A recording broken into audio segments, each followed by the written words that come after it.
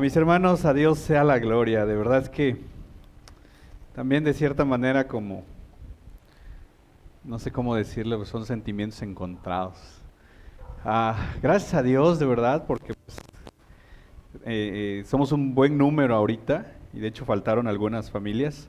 Y en el primer culto también teníamos un buen número, entonces realmente no entraríamos.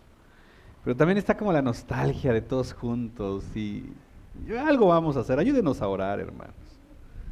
El Señor puede proveer ahí un saloncito, ¿verdad? Que sea en el Hilton, aunque sea. Ahí miren con suéter todos.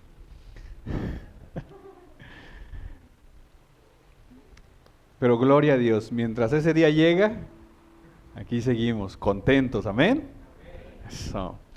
Vamos a abrir nuestras Biblias en Primera de Juan, capítulo 5, versos 6 al 12.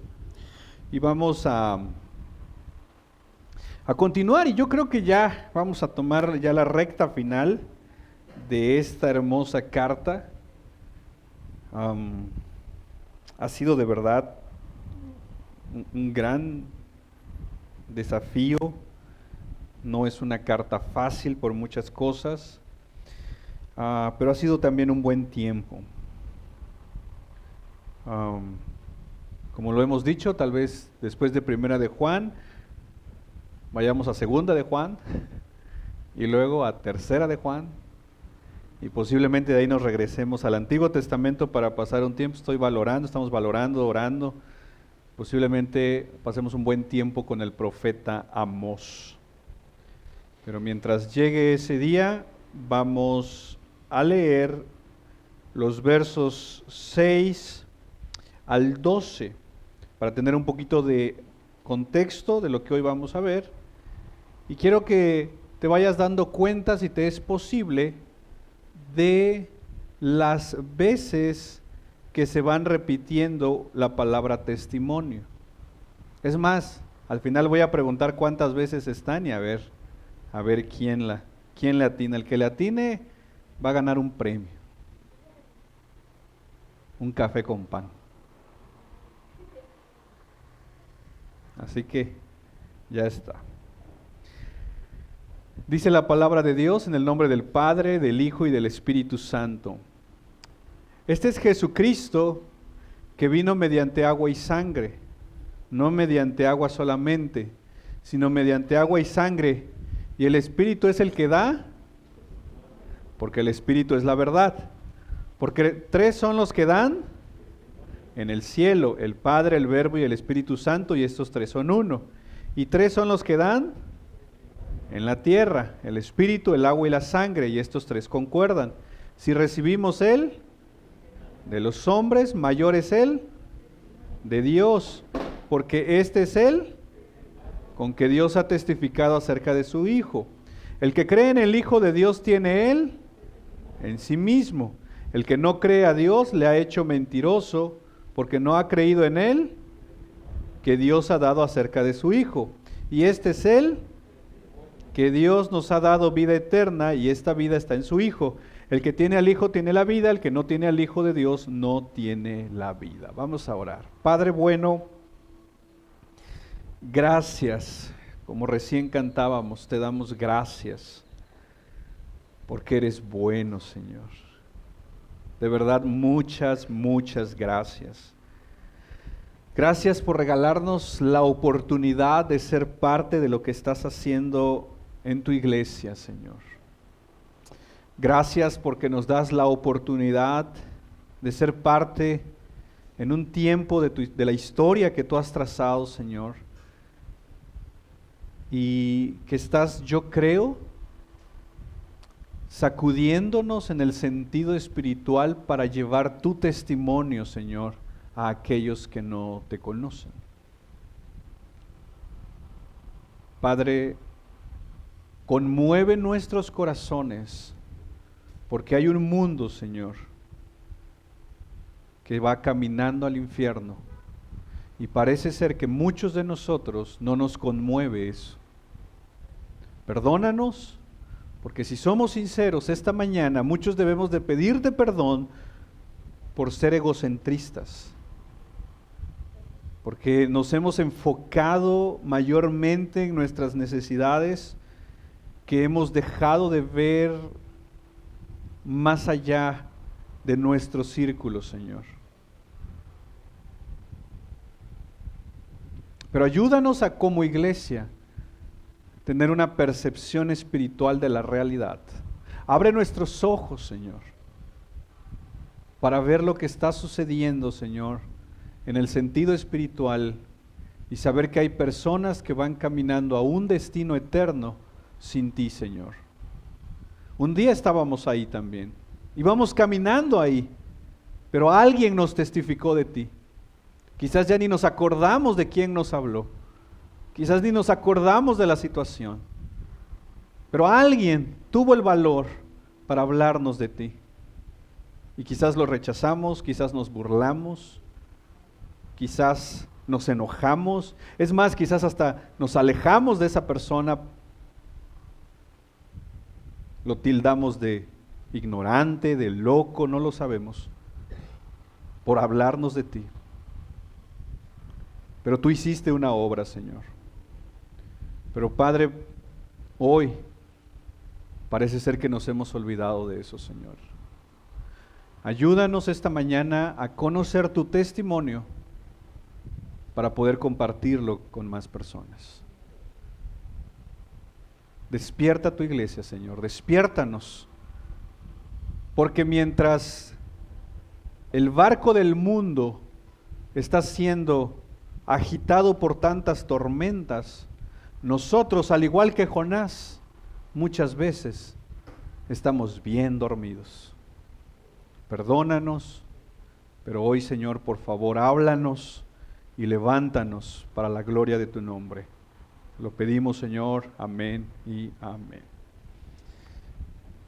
Ayer estaba leyendo un libro que se llama ¿Por qué no ha llegado el avivamiento?, del hermano Leonard Ravenhill.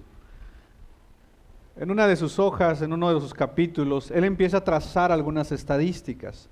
Y aunque la verdad es que no investigué si esas estadísticas eran correctas, pero él describe cantidades como diciendo, por ejemplo, dice, hay 300 millones de personas que son budistas y confucionistas.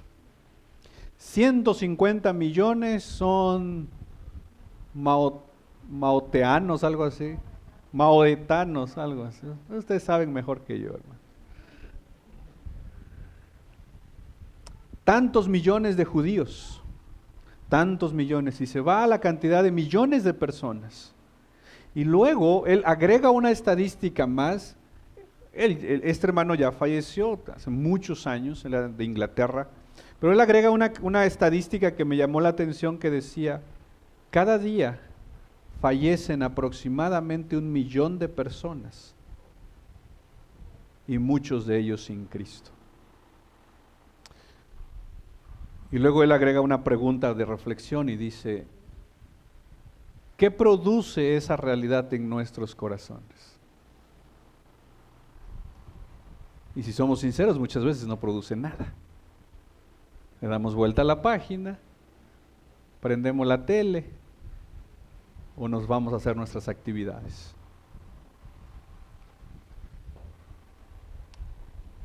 Y hoy, mis hermanos, muchas gracias, hermano. Y hoy, mis hermanos, quiero que veamos bajo el tema su testimonio, mi testimonio. Porque si se dieron cuenta, ¿cuántas veces aparece la palabra testimonio en este pasaje? 9.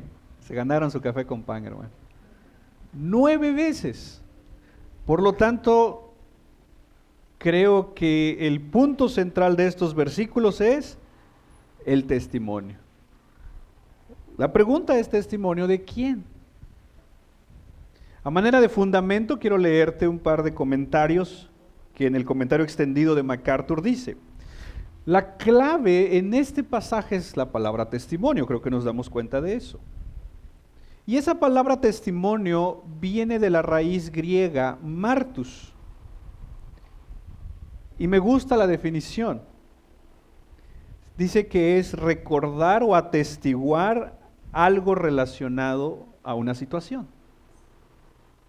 Pero la otra definición me gusta más. Dice que tú puedes ser un testigo en el sentido legal, que te llamen las autoridades, pero en sentido general es relatar con conocimiento de primera mano algo que pasó. Y eso me llama mucho la atención. Porque entonces, para ser testigo, dice que el conocimiento que tú vas a relatar debe ser de primera mano. Si yo ya comienzo a pasar información de segunda, tercera, cuarta mano, ¿qué sería yo? Falso testigo. ¿Qué más? Es la verdad. Oye, ¿y estuviste ahí? No, lo vi en Facebook, dice. Y si lo dice Facebook, vale. Es que me dijeron. Pero un testigo tiene conocimiento de primera mano. De hecho, ya que muchas personas en el primer siglo de la iglesia testificaban del Evangelio de Cristo, muchos de ellos tuvieron que pagar con sus vidas. Y la palabra martus, que es la raíz de la palabra testimonio, se convirtió en la raíz de la palabra mártir. Y mis hermanos, la Biblia entera termina siendo un testimonio de Dios. El Antiguo Testamento nos dice cómo Dios llamó a su pueblo para testificar a todas las naciones que Jehová es Dios. Cuando ves los evangelios, te das cuenta que los evangelios relatan el testimonio de Cristo. Llegas a las epístolas. Las epístolas nos explican el testimonio de Cristo. Libro de los Hechos relata el testimonio de cómo el evangelio avanzó por todo el mundo. Y llegas a Apocalipsis, y Apocalipsis nos testifica del cumplimiento de los propósitos de Dios. Cuando lees Apocalipsis dices, este es un claro testimonio de que Dios cumplirá lo que Él dijo. La Biblia da testimonio de Cristo, de su gloria. Vamos a ver entonces cómo el testimonio de Dios se vuelve nuestro testimonio. Porque, hermanos, muchos de nosotros nos hemos vuelto expertos en nuestros testimonios personales. Y uno que otro testimonio por ahí. Pero a veces parece ser que fallamos en conocer el testimonio más importante, que es el testimonio de Cristo. Decíamos hace algunas semanas que si tú has nacido de nuevo, si tú eres creyente, tienes un ministerio dado por Dios. Y este ministerio dado por Dios incluye, si lo quisiéramos ver de esta manera, como un diamante con varias caras. Por ejemplo, todos tenemos el ministerio de la reconciliación. ¿Qué es el ministerio de la reconciliación? Testificar de la obra de Cristo a otras personas para que por medio de esa obra de Cristo ellos se reconcilien con Dios. También tenemos otra cara en este diamante que es el ministerio de hacer discípulos. Preguntábamos, ¿estás haciendo discípulos?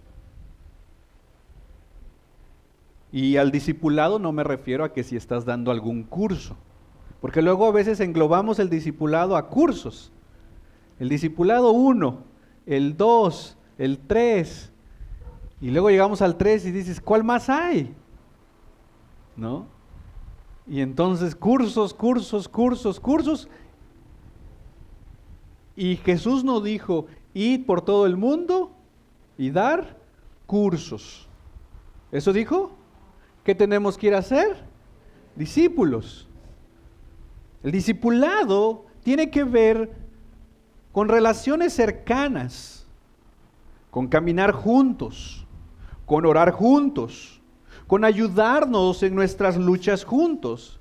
Y por eso la pregunta que te hago esta mañana es, ¿estás tú siendo un discípulo? ¿Alguien está caminando contigo? ¿Alguien está orando por ti?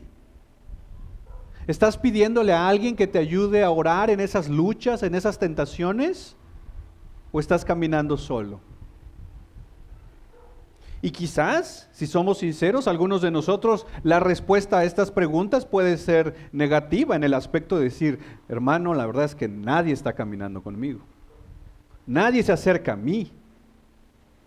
Nadie me quiere, dice. Pero entonces, ahora veamos el otro lado de la moneda. ¿Tú estás caminando con alguien? ¿Tú estás ayudándole a llevar las cargas a alguien?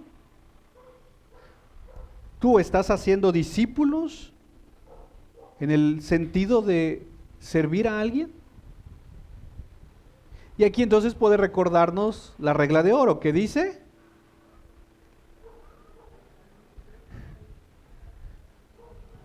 haz con el otro lo que quieran. ¿Quieres que alguien camine contigo? Camina con alguien. ¿Quieres que oren por ti? Ora por alguien. ¿Quieres que te ayuden en una lucha, en una tentación, en una situación? Ayuda a alguien. Y ahí estaremos haciendo discípulos. Otra cara de este diamante que es el ministerio, podemos decir que es la misericordia. Y nuevamente podemos preguntarnos esta mañana, ¿estamos haciendo misericordia? Porque luego, cuando empezamos a ver estos ministerios y poder decir, bueno, hay un ministerio de misericordia, que lo hagan ellos. Pero hermanos, el llamado a la misericordia es un llamado para todo el creyente. No es un llamado para unos del ministerio.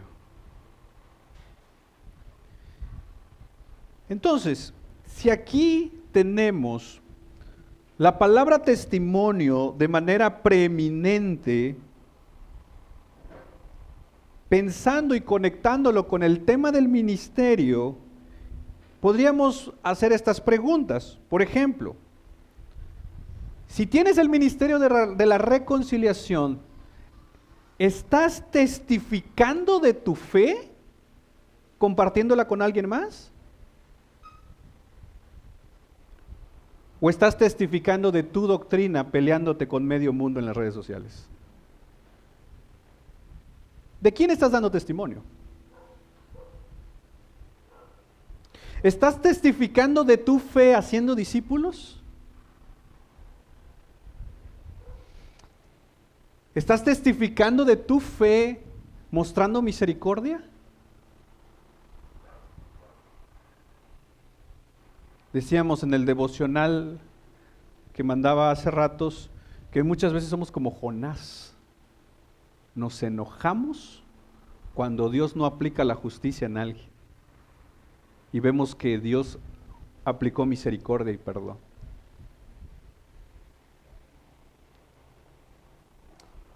Antes de continuar, quiero hacer una aclaración en este punto porque creo que es muy importante. Yo sé que tu testimonio es bien importante. No hay ningún otro testimonio como el tuyo, de cómo Cristo llegó a tu vida, de verdad. Y ojalá un día nos los puedas platicar, y ojalá un día lo puedas compartir con nosotros, porque yo creo que tu testimonio es importante y vas a encontrar empatía con otras personas. De repente puede que una persona esté escuchando tu testimonio y diga, oye, eso estoy pasando yo. O esa situación estoy viviendo yo. Pero lo que quiero decirte esta mañana es, aunque tu testimonio es importante, tengas un testimonio muy bonito, una historia muy bonita, hasta de película, tu testimonio no salva a nadie. Pensé que iban a decir amén, hermanos, pero así es. Tu testimonio, así vengas diciéndome, mi abuelo era satanista, dice. Mi abuelita, dice, hacía esto. O yo hacía aquello, o yo era esto, yo era aquello. Porque luego lo comentábamos hace ratos. Nosotros a veces hemos como engrandecido estas historias. Hasta los discos les compramos, ¿no? Ex satanista, ex luchador de la vida, ¿no? Y dices, pues yo no. Y como que dices, yo no tengo un gran testimonio. Porque decimos grande o pequeño con base a la historia que hay detrás. Pero el ex satanista, el ex narco, como el que nació, como decimos, en una cuna cristiana, sin Cristo los dos iban al mismo lugar. Y los dos son testimonios de la gracia de Dios. Y así como Dios puede usar el testimonio de un ex esto, así puede usar el tuyo, pero ¿para qué? Para crear un puente de empatía en una conversación, para entonces hablar del testimonio que importa y que salva y que es poderoso, el testimonio de Cristo. El problema es que muchas veces nosotros, en lugar de apuntar a las personas a Cristo, las terminamos apuntando hacia nosotros, hacia nuestra doctrina, hacia nuestra teología, hacia nuestra congregación, y a eso no fuimos llamados. Fuimos llamados a testificar de Cristo. Poníamos un ejemplo, que creo que se me hace muy práctico para entender esto. ¿Cuántos han sido invitados a una boda? Yo creo que todos, ¿no? ¿Cuál es uno de los momentos más importantes de una boda? La botana. Depende qué dan. El pastel. Uno de los momentos más importantes en la boda, donde los reflectores apuntan, es cuando entra el novio. El novio saber dónde estará. Como dando sillas, lo tienen al novio todavía el día de su boda. Todo sudado el novio, ¿no? Está bajando la reja de refresco, todo. Llegó el novio, qué bueno, que ayude aquí. Ya viene la novia. Todos, acomodarse. Órale, música. Espérense. Ya, todos, ¿no? Teléfonos. Va entrando entonces la novia. Y es más, para la novia es un momento muy importante, que tal vez lo ha soñado. Y todo el reflector va hacia la novia. El vestido de la novia, el maquillaje de la novia, el peinado de la novia, el novio. Aunque te despeina. La mayoría de fotografías, 1 giga de fotos, dice. 500 fotos de la novia. Y el novio mesereando ahí.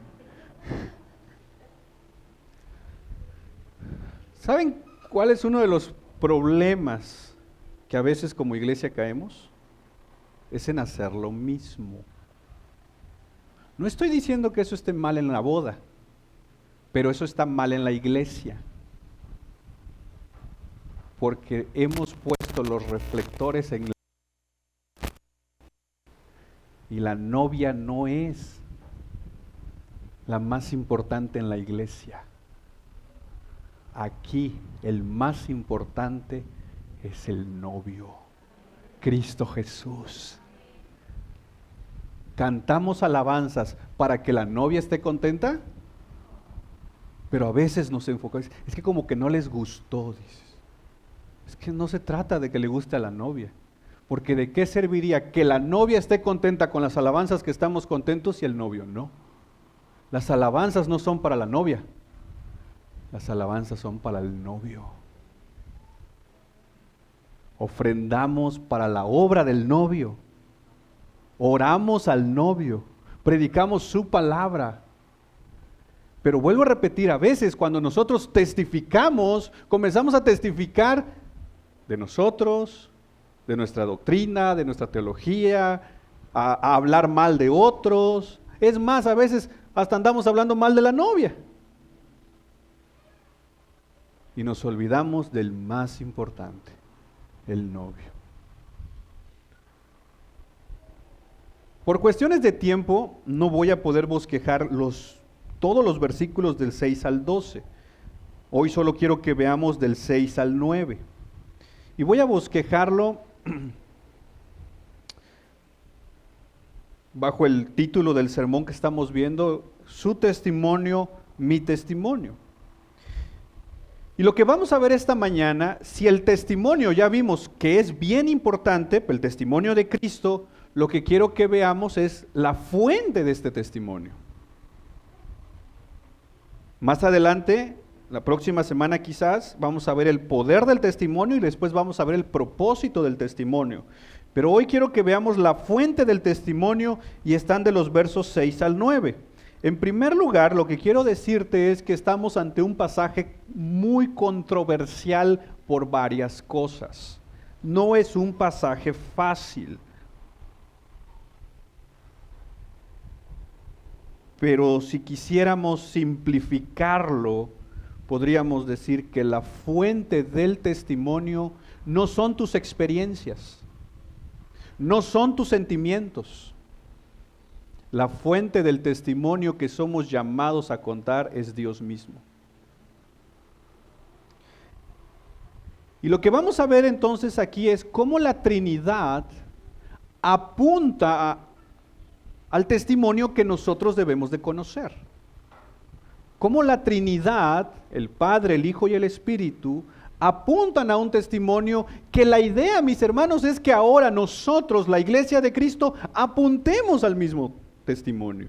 Si el Padre es como te lo dijera, te lo pusiera de esta manera, si el Padre me dice voltea para allá, el Hijo me dice voltea para allá, el Espíritu Santo voltea para allá y luego yo veo para otro lado, no estoy cumpliendo el llamado de Dios. Si la Trinidad me está diciendo ve para allá, la iglesia debe ver para allá. Y vamos a ver entonces hacia dónde está apuntándonos la Trinidad. Entonces veamos en primer lugar al Hijo. Verso 6, ahí en tu Biblia, por favor. Este es Jesucristo, que vino mediante agua y sangre, no mediante agua solamente. Y nuevamente, mira, lo repite como reafirmando. Por si no quedó claro, ¿mediante qué? Agua y sangre. Entonces, lo primero que vemos en este versículo es el tiempo en los verbos. Si te das cuenta, es pasado. Dice Jesucristo que vino. No está diciendo que va a venir, no está diciendo que es una promesa, está diciendo Juan, ya vino. Lo está diciendo como una realidad histórica.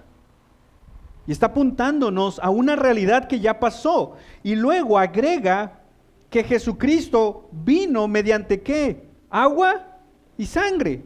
Y por si tienes dudas, por si piensas que solamente es mediante agua, él agrega, no mediante agua solamente, sino mediante agua y sangre. Hermanos, aquí estamos ante un lenguaje complicado, que no es fácil de discernir estos simbolismos, Pero permíteme poner un poquito de contexto para ver hacia dónde va guiándonos el apóstol Juan. Recordemos que una de las herejías que se había estado levantando o iniciando en este tiempo era la herejía del docetismo. Dice un erudito del Nuevo Testamento que el apóstol Juan puede haber escrito estas palabras de agua y sangre para combatir precisamente la herejía que estaba surgiendo, que era el movimiento gnóstico, el docetismo también. De hecho, había un falso maestro que estaba recorriendo las congregaciones llamado Cerinto. Este hombre decía que había recibido una nueva revelación, y la nueva revelación era básicamente que Jesucristo, como hombre, había sido un hombre normal. Nació y después de 30 años, en el momento del bautismo, decía Cerinto, Jesús está bautizándose y el Espíritu de Cristo descendió sobre él. Lleva a cabo su ministerio y momentos antes de la crucifixión, el Espíritu de Cristo asciende y entonces solamente el Jesús humano fue a la cruz. El Espíritu de Cristo desciende en el bautismo y el Espíritu de Cristo se va antes de la crucifixión. Y eso, mis hermanos, sabemos bien que es una herejía. Pero es curioso porque si algo tienen las herejías es que muchas veces son novedosas y atractivas. Y algunos de nosotros muchas veces es lo que andamos buscando, cosas novedosas y atractivas. Pero hermanos, nuestro llamado debería ser siempre no buscar cosas atractivas o novedosas, sino buscar oír cosas bíblicas. Ante esta herejía, el apóstol Juan entonces responde diciendo que Jesús vino en agua y sangre. Pero nuevamente, ¿qué significan estos símbolos? Porque los tenemos aquí y los tenemos de una manera que Juan lo reafirma para que quede bien en claro. Bueno, hay por lo menos 3 interpretaciones para este texto. Permítanme presentarlas delante de ti y te diré la que yo de manera personal es la que me inclino a creer. John Stott decía que tanto Lutero y Calvino, estos grandes reformadores, entendían que los símbolos de agua y sangre se referían a los sacramentos. En este caso, el agua lo conectaban con el sacramento del bautismo y la sangre lo conectan con el sacramento de la cena del Señor. Lutero y Calvino entonces conectaban que el agua y la sangre apuntaban a los sacramentos, a las ordenanzas del bautismo y la cena del Señor, como un testimonio de la encarnación de Cristo. La Biblia de la Reforma de Ligonier, la que precisamente tuvimos la bendición de ir a entregar, justo con Agustín, por ejemplo, uno de los padres de la iglesia, dicen que lo que el apóstol Juan está haciendo acá es apuntándonos a ese momento exacto donde aquel soldado metió la lanza, ¿se acuerdan? Dice Juan 19:34, pero uno de los soldados, Jesús está crucificado, dice, uno de los soldados le abrió el costado con una lanza, ¿y te acuerdas qué salió de ahí? ¿Agua y sangre? Y al instante salió sangre y agua. Bueno, Agustín y varios comentaristas de la línea reformada también dicen que cuando Juan está diciendo en este texto, vino mediante agua y sangre, está apuntándonos a ese momento exacto cuando la lanza entró en el cuerpo, como diciendo, vean que Cristo, que el Jesús que está ahí en la cruz es Cristo, el Hijo de Dios. Pero hay una tercera interpretación que proviene desde uno de los padres de la iglesia, Tertuliano. Y no solo él, sino que a lo largo de la historia muchos lo han interpretado así, y en lo personal es en la que yo me inclino a ver esa interpretación. Ya que una de las herejías era la de este hombre Cerinto, diciendo que el Espíritu de Cristo vino en el bautismo y se fue antes de la crucifixión, Tertuliano decía que cuando Juan está diciendo vino en agua, está apuntándonos al momento del bautismo de Jesús, pero no como que en ese momento haya venido el Espíritu de Cristo, sino como en ese momento fue uno de muchos testimonios de la divinidad de Jesús. Y uno de los cuales tenemos es que en el momento del bautismo, ¿se acuerdan qué voz se escuchó? La voz del Padre. Este es mi Hijo, en quien tengo complacencia. Y mientras Cerinto decía, el Espíritu de Cristo abandonó a Jesús antes de la crucifixión, esta interpretación dice que cuando Juan habla de la sangre, está refiriéndonos al momento exacto de la muerte de Cristo. Porque hermanos, si Cristo no murió en la cruz del Calvario, seguimos nosotros en nuestros pecados y no hay esperanza de salvación. Por lo tanto, bajo esta línea de interpretación, lo que está diciéndonos Juan es: el bautismo de Jesús y la muerte de Jesús en la cruz del Calvario son solo testimonios de que Jesús es el Hijo de Dios, de que Jesús es el Salvador, de que Jesús es verdaderamente Dios y verdaderamente hombre. Pero el mismo John Stott dice: lo cierto es que agua y sangre siguen siendo palabras simbólicas extrañas y sorprendentes. Y podemos conjeturar, dice Stott, que Juan las emplea precisamente para responder la controversia teológica que había en ese tiempo. El punto que más allá que tú dijeras yo me inclino bajo esta interpretación, el punto que quiero dejar bien en claro es que el Hijo, Jesucristo mismo, en la encarnación, Él mismo está dando testimonio con su cuerpo, con su ministerio, que Él es el Salvador. Él, mediante su vida sin pecado, en cumplir la ley en el bautizo, en su ministerio terrenal y en su muerte, en su sepultura, en su resurrección y en su ascensión, está diciéndole a todo el mundo que Él es el único camino al Padre. Si le preguntáramos a Jesús: Señor, ¿cómo le hago para llegar al Padre? Él nos diría: yo soy el camino, la verdad y la vida. Y nadie viene al Padre si no es por mí. ¿Por qué? Porque Él es el Cristo. Pero no solo Él mismo testifica de sí mismo. También tenemos al Espíritu Santo testificándonos algo. Nuevamente, verso 6, mira lo que dice al final. Y el Espíritu, si te das cuenta, está con E mayúscula, ¿verdad? ¿Qué es lo que hace el Espíritu? Es una referencia al Espíritu Santo. ¿Qué es lo que hace el Espíritu? Da testimonio. ¿Por qué el Espíritu da testimonio? Porque el Espíritu es la verdad. Entonces, si yo te preguntara esta mañana, hermanos, ¿qué hace el Espíritu Santo según Juan en este versículo? Da testimonio. ¿De quién da testimonio? De Cristo. Veamos unos textos que pueden ayudarnos a entender un poco el ministerio del Espíritu Santo. Obviamente es más complejo, pero basado en lo que está diciéndonos Juan, veamos también Juan capítulo 15, verso 26. Este es Jesús hablando.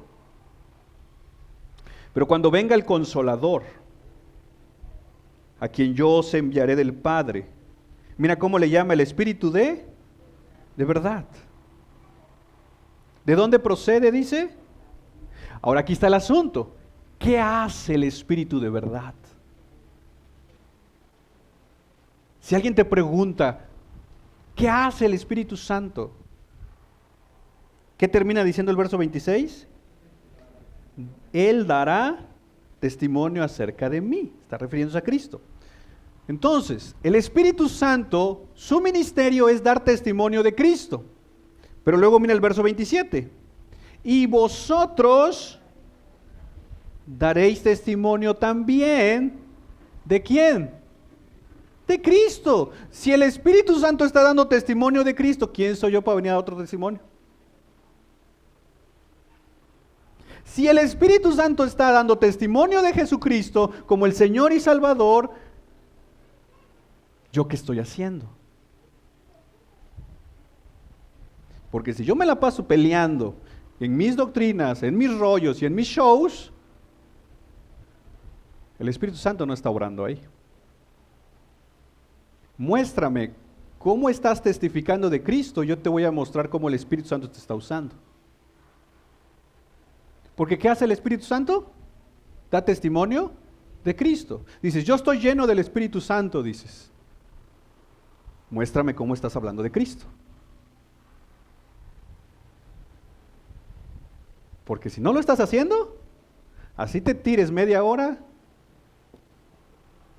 no está pasando nada. Aquí está el testimonio del Espíritu Santo.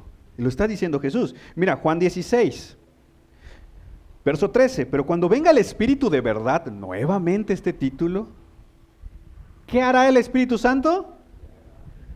¿Nos guiará qué? ¿Quién es la verdad? ¿Y por qué Cristo es la verdad, hermanos? Porque Él lo dijo. Yo soy el camino y la verdad. Él lo dijo. ¿Y a dónde nos guiará el Espíritu? A la verdad. ¿Y quién es la verdad? Cristo. Sigue diciendo, porque no hablará por su propia cuenta, sino que hablará todo lo que oyere y os hará saber las cosas que habrán de venir. Verso 14, mira, eso es hermoso. Él me glorificará, porque tomará de lo mío y os hará saber. Hermanos, yo creo que sin tanto rollo exegético, estos textos son bien claros.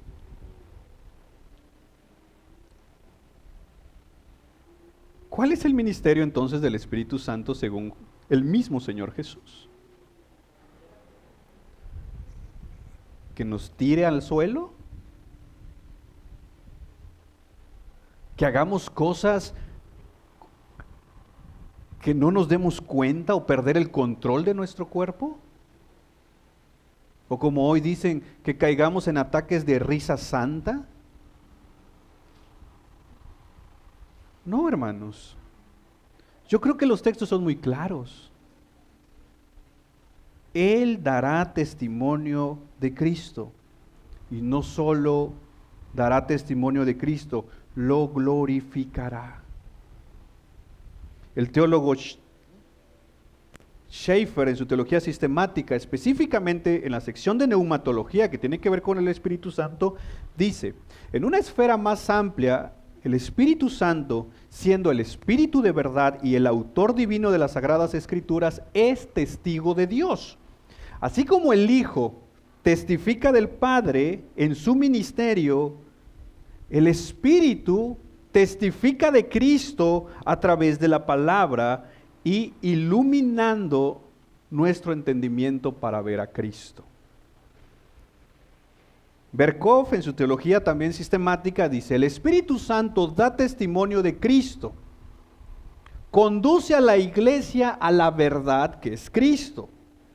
Y cuando el Espíritu Santo te conduce a Cristo, manifiesta la gloria de Cristo, aumenta el conocimiento de Cristo en ti, cuida de su iglesia para no caer en el error, y nos está preparando para el encuentro con Cristo. Pablo lo dice de esta manera en 1 Corintios 12:3. Por tanto, os hago saber que nadie que hable por el Espíritu de Dios llama anatema a Jesús. Y nadie puede llamar a Jesús Señor, sino ¿por qué cosa? Porque es Él el que obra en nosotros. Cada vez que tú conoces más y mejor al Señor Jesús, es porque el Espíritu Santo está obrando en ti.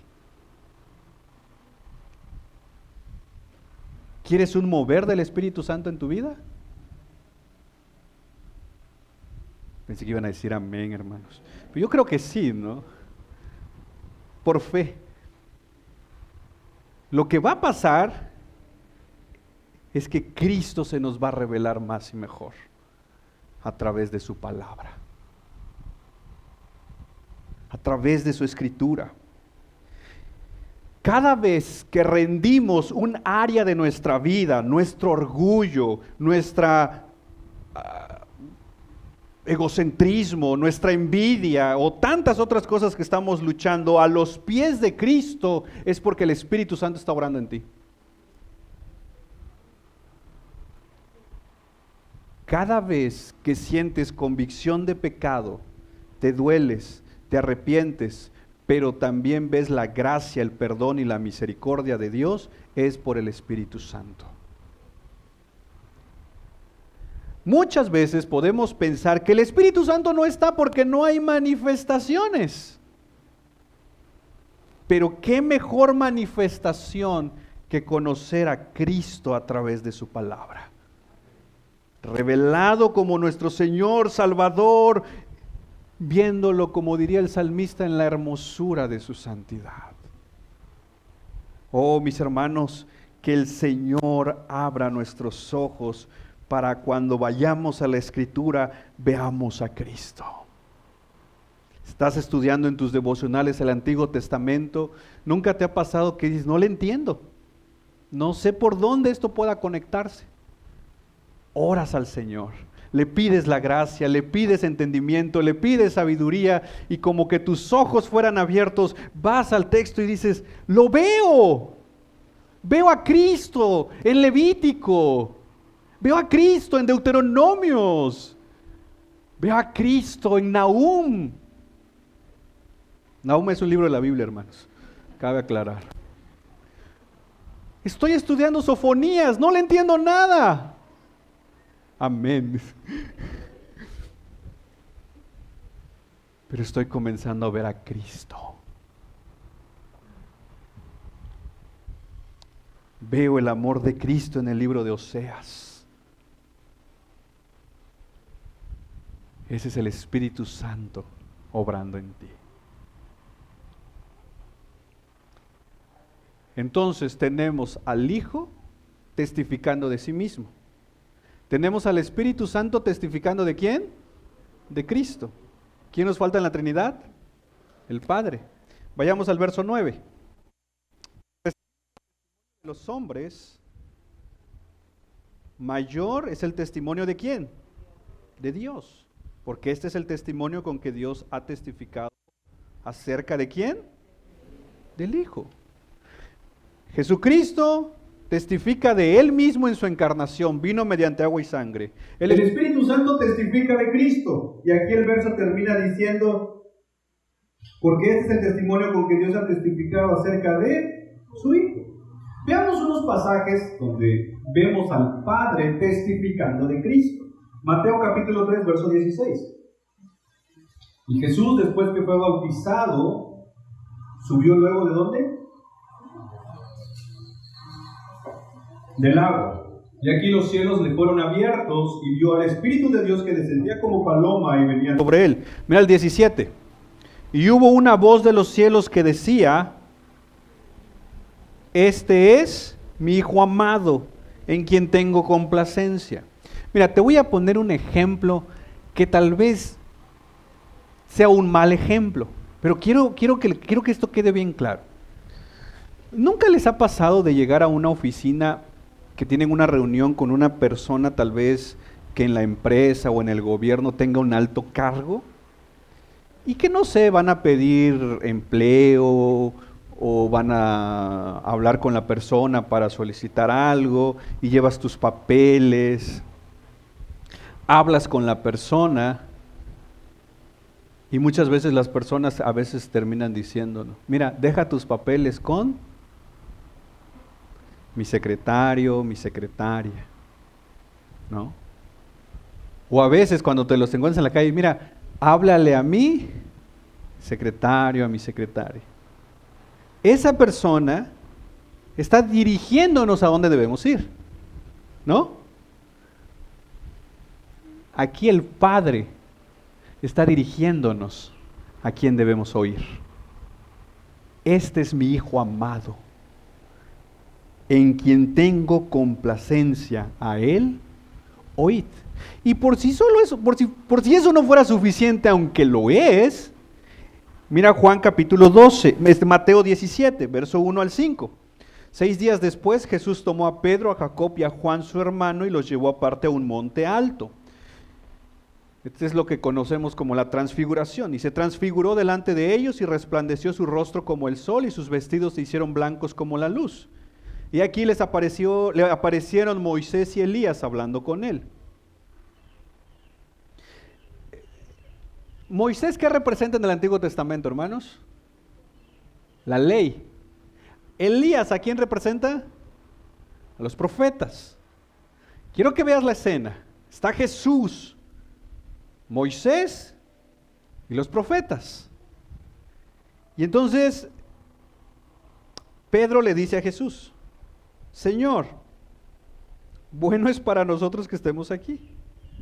No sabe lo que está diciendo Pedro aquí, pero bueno. Si quieres, dice, hagamos aquí 3 enramadas, 3 casitas, porque les va a dar mucho el sol y los puede quemar. Una para ti, para Moisés y para Elías. Mientras este hombre todavía andaba haciendo su plan de lo que iba a hacer, una nube de luz los cubrió y nuevamente una voz que desde la nube decía: ojo, está Moisés representando la ley, Elías a los profetas, pero la voz dice: este es mi Hijo amado en quien tengo complacencia, a Él oíd. Porque la ley y los profetas, que es una manera de resumir el Antiguo Testamento, apuntan a Cristo. Y aquí el mismo Padre Celestial está diciéndonos a quién debemos mirar. Nuevamente, esto ya es algo más íntimo. El Señor Jesús orando, Juan 12, verso 27. Ahora está turbada mi alma, ¿y qué diré? Padre, sálvame de esta hora, mas para esto he llegado a esta hora. Verso 28. Padre, glorifica tu nombre. Entonces vino una voz del cielo: lo he glorificado y lo glorificaré otra vez. Hermosos textos que nos están apuntando a cómo el Padre está testificando de Jesucristo. De hecho, por eso Juan dice: si recibimos el testimonio de los hombres, algunos comentaristas dicen que esta es una referencia a Juan el Bautista, como diciendo: si recibimos el testimonio de Juan el Bautista que nos apuntaba a Cristo, ahora cuando el Padre mismo está apuntándonos a Cristo, mayor es el testimonio de Dios. Te lo pongo desde esta perspectiva. Quizás te ha pasado o lo has visto o te pasó a ti que, por ejemplo, tú le compartes el evangelio a alguien. Estuviste orando, acompañando, caminando, le contaste tu testimonio, le contaste otros testimonios y le contaste el testimonio de Cristo. Y en la misericordia de Cristo y bajo la soberanía del Señor, el Señor obró en esa persona. Y esa persona nace de nuevo por la obra del Espíritu Santo.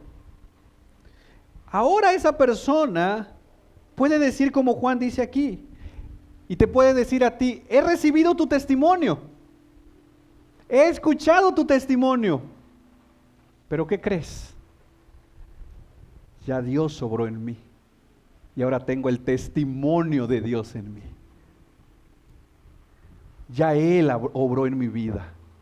Y por eso Juan puede decir: si recibimos el testimonio de los hombres, mayor es el testimonio de Dios. Dios ha hablado y ha dado testimonio de su Hijo.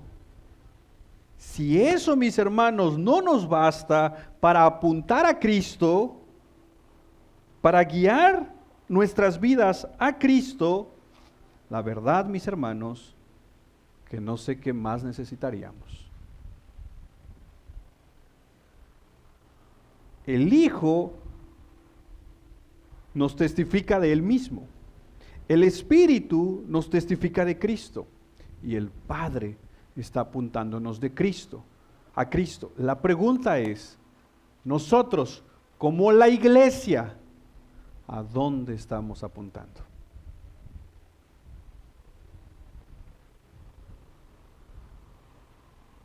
Vuelvo a repetir, muchos a nuestra teología, a estas cosas que tal vez hoy estamos conociendo. Otros a nuestra iglesia. Ven a mi iglesia, es la única de sana doctrina en Tuxtla. No, ni las conoces todas para empezar. No somos llamados a testificar de eso. Les comentaba en la mañana algo que hace años pasó, que me invitaron a un evangelismo y estábamos en la reunión y entonces decían dónde íbamos a evangelizar y nos dieron la colonia que íbamos a evangelizar. Y alguien dice no, porque las almas que vamos a ganar allá, ya bien seguro, dije, es hombre de fe, las almas que vamos a ganar allá se las va a quedar aquel pastor. Esa es la manera en que muchas veces nosotros testificamos, no de Cristo, de nuestra congregación. Un ejemplo, conoces a alguien, le compartes el evangelio, el Señor obra, y la persona te dice, oye, la verdad es que me queda súper lejos congregarme donde tú vas. Ayúdela a buscar una iglesia bíblica cerca de su casa. Porque el punto no es subir nuestros números. A eso no nos llamó Dios. El punto no es subir nuestras estadísticas. El punto es predicar a Cristo. ¿Dónde Él los va a poner? Él se encarga, hermanos. ¿Dónde Él nos va a llevar? Somos sus ovejas.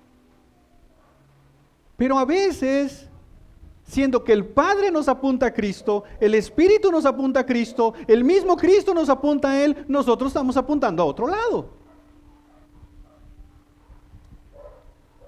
Y como decíamos, hasta hablando mal de la novia de Cristo. No, dice, aquellos no, aquellos tan peores y aquellos no, y solo yo, dices, porque soy calvinista. No eres llamado a predicar de Calvino, eres llamado a predicar de Cristo.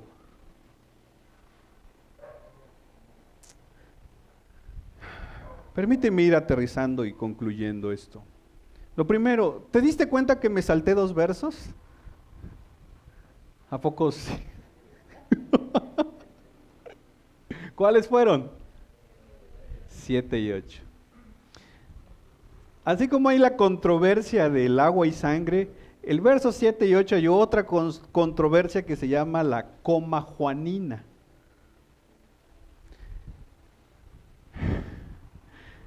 Vente la próxima semana. ¿A qué hora nos toca la otra semana? A las 9. Vénganse a las 9.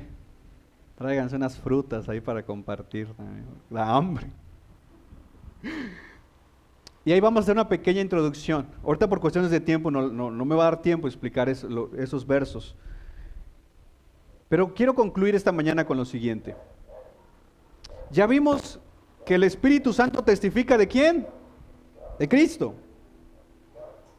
Que el Hijo testifica de sí mismo. El Padre testifica ¿de quién? De Cristo. Y el testimonio de que Cristo es el Señor y Salvador, ahora, por la misericordia de Dios, Él lo ha puesto en nosotros. Su testimonio se vuelve tu testimonio. ¿En qué sentido? En que tenemos un mensaje que testificar. Y es el Evangelio. Vuelvo a repetir, tu testimonio, si es posible, cuéntalo. Compártelo. Creo que es importante que lo compartas. Pero consciente está de que tu testimonio no salva a nadie. Ora que Dios lo use como un puente de conversación o como un puente de empatía. Porque puede que la otra persona diga, oye, yo estaba peor. O si esa es tu historia, la mía no tanto, entonces hay esperanza en Cristo. Tu testimonio, que se vuelva un puente de conversación, de empatía, de gracia, de misericordia, para entonces hablar del testimonio de Cristo. Y es ahí donde muchos hemos fallado, porque nos hemos olvidado, mis hermanos, que somos ricamente privilegiados. ¿Por qué? Porque conocemos a Cristo. Y lo conocemos porque Él se reveló a nosotros.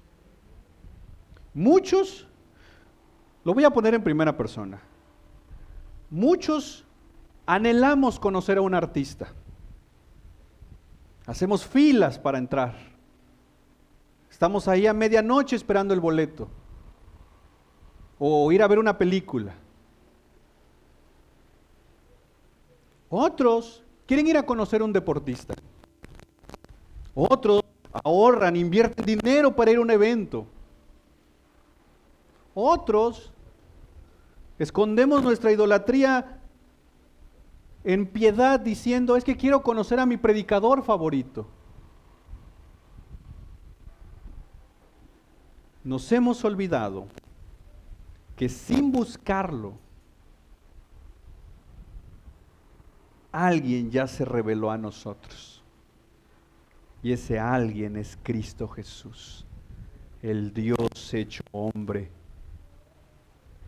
Y no solo se reveló a nosotros, hoy es nuestro Señor y Salvador. Familia, ¿qué importa si el mundo no nos conoce? ¿Qué importa si nuestra congregación no llegase a ser de renombre como estas grandes congregaciones que hoy conocemos o que hoy admiramos?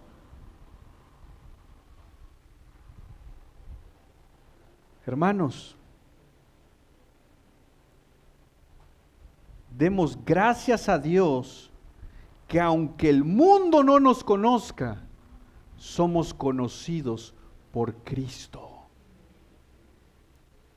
Y no solo eso, también lo conocemos a Él. Y ahora ese testimonio del Evangelio es tu testimonio, porque somos instrumentos de Él para llevar el Evangelio a otros lugares, a otras personas. Iglesia, te lo pido en el amor de Cristo, por favor, déjate usar por el Espíritu Santo. Deja que te use el Espíritu Santo. ¿Cómo? ¿Haciendo un show y un escándalo acá? No. Compartiendo el testimonio de Cristo. Ayudándole a las personas a que vean a Cristo. Esa es la obra del Espíritu Santo. Y Él quiere usarte. Pero muchos, por falta de valor, por el qué dirán, por lo que sea, hemos guardado silencio. Preferimos embarcarnos en discusiones sin sentido, que ni a eso nos llamó Dios, que apuntar a aquel que es poderoso para salvar. Cuenta tu testimonio.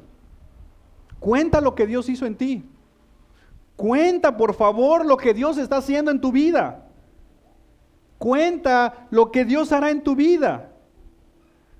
Pero también, por favor, cuenta el testimonio de Cristo. Y oremos. Oremos para que Dios se revele más a nosotros cuando vamos a la palabra. Oremos que podamos conocer más a Cristo. Pero no solo nos quedemos ahí en esa oración, vayamos un poquito más y piensa en las personas que tú quieres. Familiares, amigos, conocidos, que no conocen a Cristo y que Dios te está dando la oportunidad a través de esas relaciones de ser un testimonio de Él, pero hemos guardado silencio. Y poderle decir al Señor esta mañana: Señor, por favor, revélate a, pon el nombre que tú quieras. Revélate a esa persona, que te conozca a ti como su Señor y Salvador. Si no se quiere congregar con nosotros, no importa, pero que te conozcan a ti, que te vean a ti, Señor, como el único camino al Padre. Oremos, familia, que Dios obre el nuevo nacimiento en las personas. Oremos que Dios abra los ojos de los ciegos, que dé vida a los muertos espirituales. Oremos, familia, que Dios nos dé el valor para compartir el Evangelio. Ya el Padre testificó, ya el Hijo testificó, ya el Espíritu Santo testificó, pero nosotros hemos guardado silencio. Nosotros hemos callado. Oh, mis hermanos, que Dios nos perdone. Vamos a orar. Padre, perdónanos.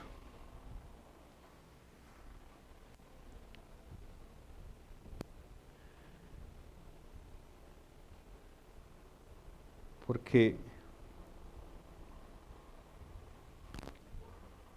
nos hemos centrado en nosotros mismos. Y como decíamos en el ejemplo de la boda, nos hemos olvidado del novio. Hemos querido que nosotros nos veamos bien.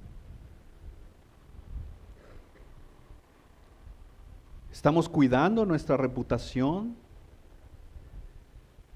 Estamos preocupados por el qué dirán de nosotros, pero nos hemos olvidado lo que están diciendo de ti. Perdónanos.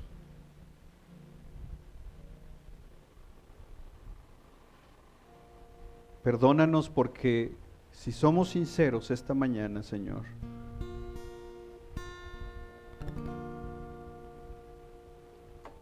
hemos robado de tu gloria.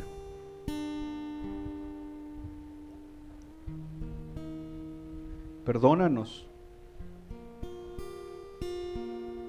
porque hemos guardado silencio, así como Jonás, Señor.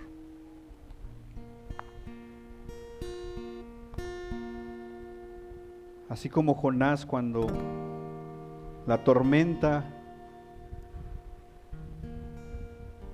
estaba golpeando el barco, él estaba durmiendo. Hoy hay tantas tormentas golpeando el mundo. Nosotros parece ser que estamos durmiendo.